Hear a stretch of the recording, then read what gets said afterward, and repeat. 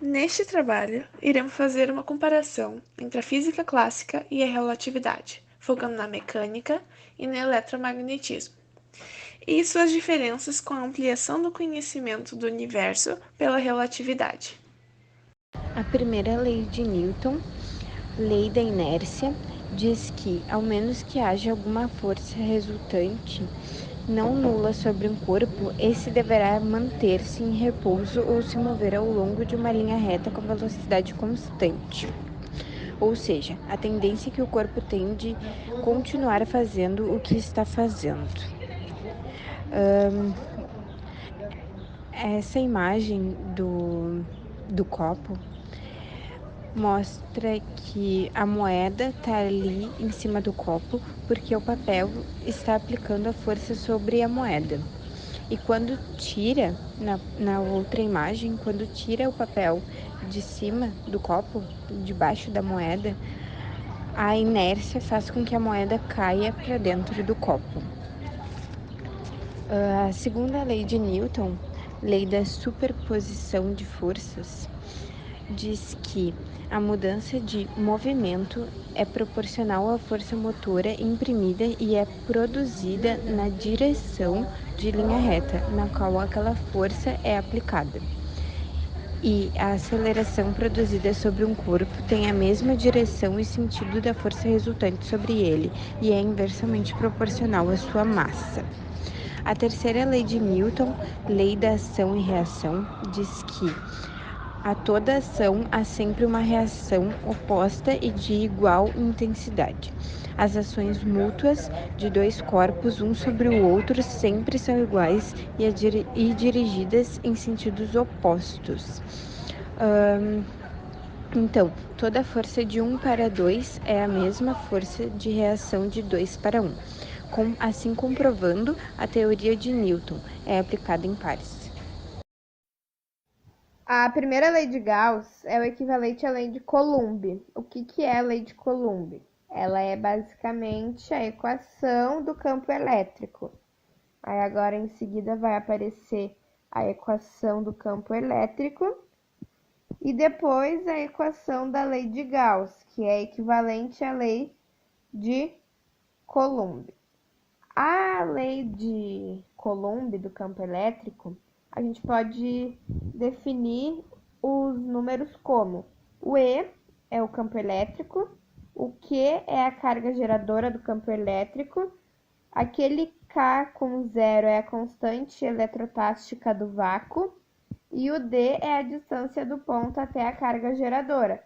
E aí fica opcional conforme a equação, se vai ao cubo, ao quadrado.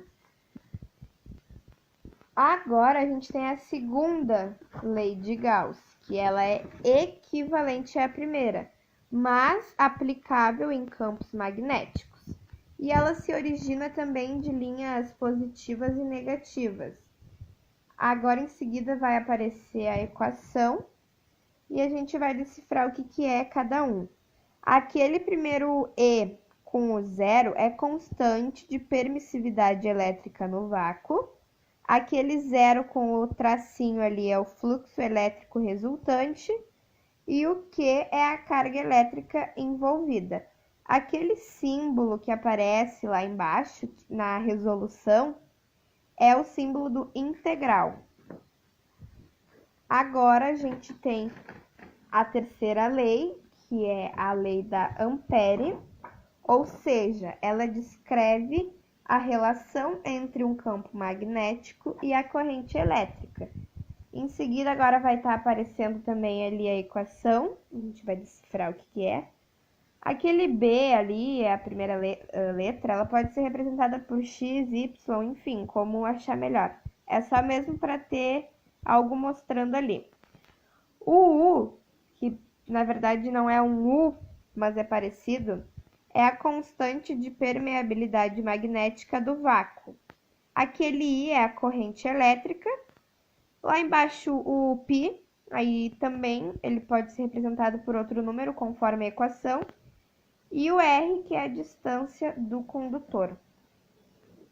Agora a gente vai ter por último a quarta lei de Faraday, que ela é baseada nas características do campo elétrico, originando um fluxo magnético variável, ou seja, a gente tem a equação a seguir dela, e a decifração é que aquele primeiro Ezinho ali é a força eletromotriz induzida, o primeiro triângulo ali com aquela bolinha e o pauzinho no meio é a variação do fluxo magnético dividido pelo intervalo de tempo.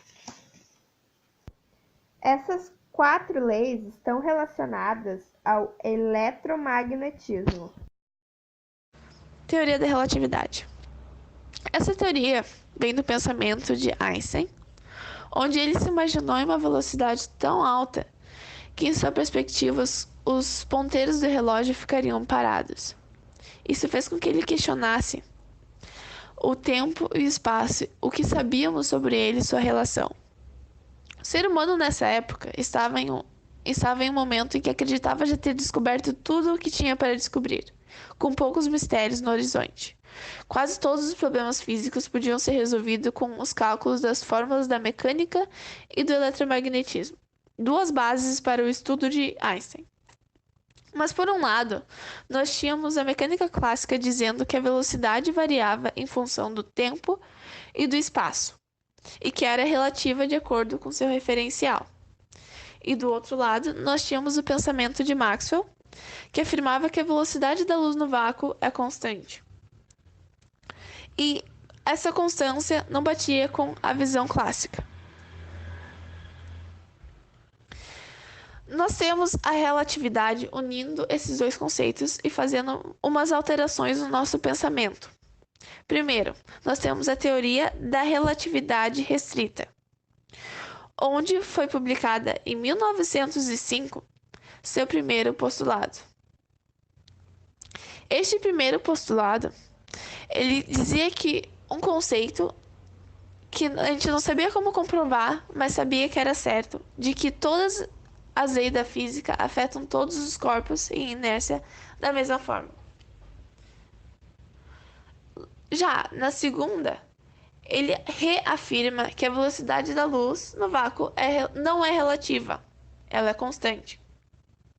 Onde temos a relação que a perspectiva de um corpo, mesmo estando em movimento em inércia, é igual à perspectiva da velocidade da luz de um corpo parado. Esse pensamento da velocidade da luz não sendo relativa pode ser comprovado matematicamente pela fórmula, onde nós temos que V1 e V2, se for um valor baixo, ao dividir pela velocidade da luz ao quadrado, não vai ter muito que somar no 1. Logo, vai ser 1 e voltamos à fórmula normal de que V1 se soma ao V2 para dar a velocidade relativa.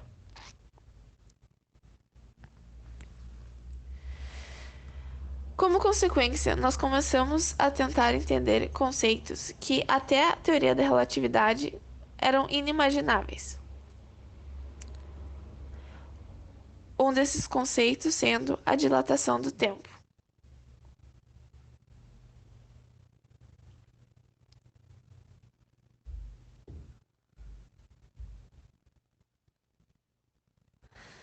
Na dilatação do tempo, nós temos os 2 referenciais. O referencial em amarelo, ele está observando o movimento do fóton de luz disparado pelo foguete angular em relação ao movimento do foguete. No entanto, o referencial em azul, que é o referencial próprio, vê o fóton se movendo perpendicularmente ao seu movimento.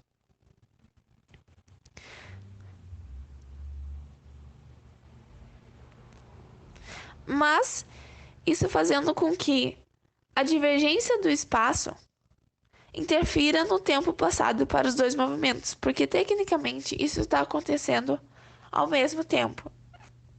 Só que o espaço de x1 é maior que o espaço de x2. E para compensar essa diferença, porque a velocidade da luz vai ser a mesma, nós temos que o tempo de x2 dilata em relação ao tempo de x1. O segundo conceito, nós temos o de contração do comprimento, também é alcançado apenas quando um corpo chega à velocidade da luz ou pelo menos próximo. Nele, se um corpo possui essa velocidade, ele irá sofrer uma contração no comprimento e essa contração vai ocorrer perpendicularmente ao movimento.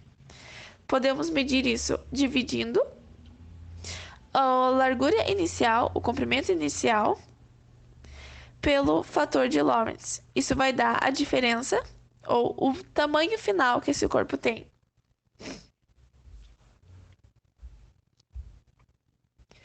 E como um outro conceito, também mudou a nossa perspectiva da simultaneidade, onde temos um referencial que está entre dois raios. E como essa distância entre os dois raios desse referencial é a mesma, sua percepção do tempo da queda dos raios é a mesma. Então, aconteceu ao mesmo tempo. Mas se pensarmos pela perspectiva de alguém que está no trem, isso não é simultâneo. Alguém que está no trem vai ver primeiro a luz do raio da direita do que a da esquerda.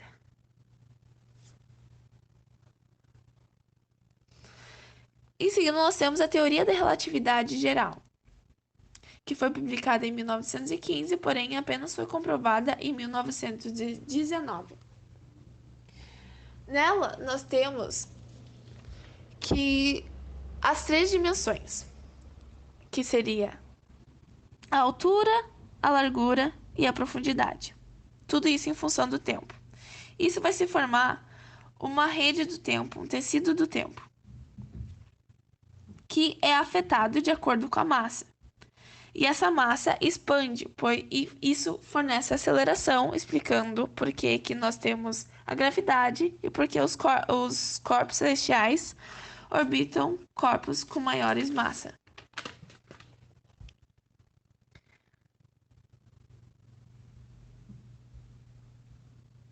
Newton também estabeleceu a relação entre massa e energia, onde a energia é dada pela multiplicação da massa em quilogramas pela velocidade da luz ao quadrado, em metros por segundo. Isso comprova que qualquer corpo pode ter uma infinidade de energia. Ou melhor, não pode ser infinita, porque a energia não pode ser infinita, ela tem que se conservar. Mas uma energia que não se pensava antes.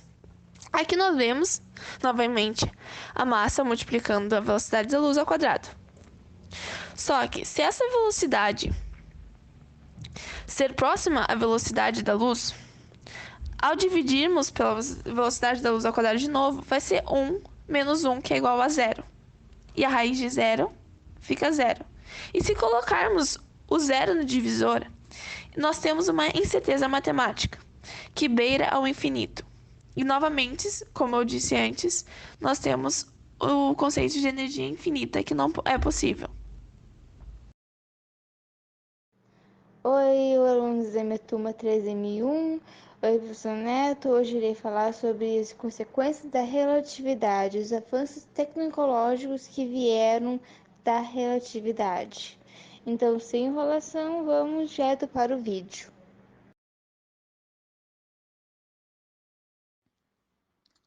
O primeiro satélite foi criado em 1957 pela União Soviética. Foi o maior avanço tecnológico da época, ajudando na obtenção de localização da Terra. Ano seguinte, seguindo o mesmo princípio, melhorar a localização geográfica, foi criado o GPS. Então, os satélites se tornaram os receptores do GPS. Sendo assim, a teoria da relatividade foi muito importante para sua criação. Sem o Albert Einstein e seus cálculos, tal dispositivo nunca poderia ter sido criado. Então, aquele carinha de quase 70 anos atrás tem mais influência sobre os seus dados do que você pensa, pois o pequeno atraso nos satélites implicaria com um aumento de quilômetros de seu GPS.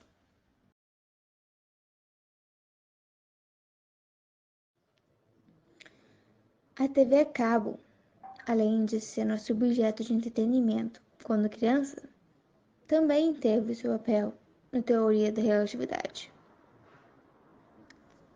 As TVs antigas eram equipadas com um instrumento chamado tubo de raio catódico.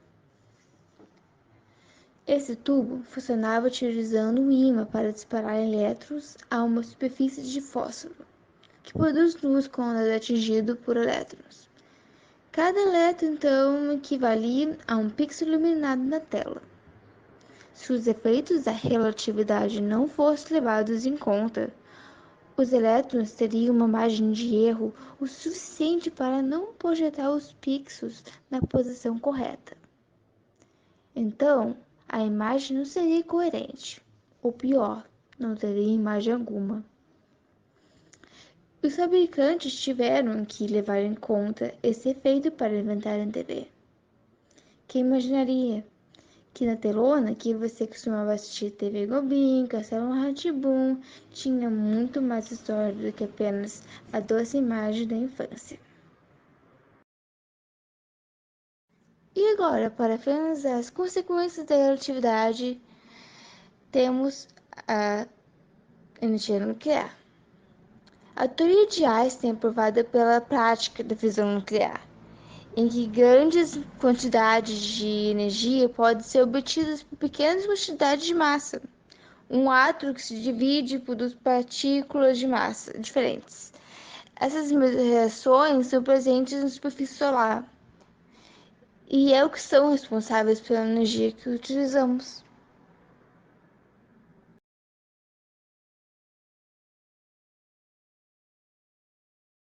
Tchau, até o nosso não próximo vídeo. Não esqueça de curtir, comentar nossa nota e, por favor, dê uma nota e seja bem gentil nos comentários, porque deu trabalho fazer esses vídeos, tá bom? E, seu Neto, por favor, nos dê uma nota.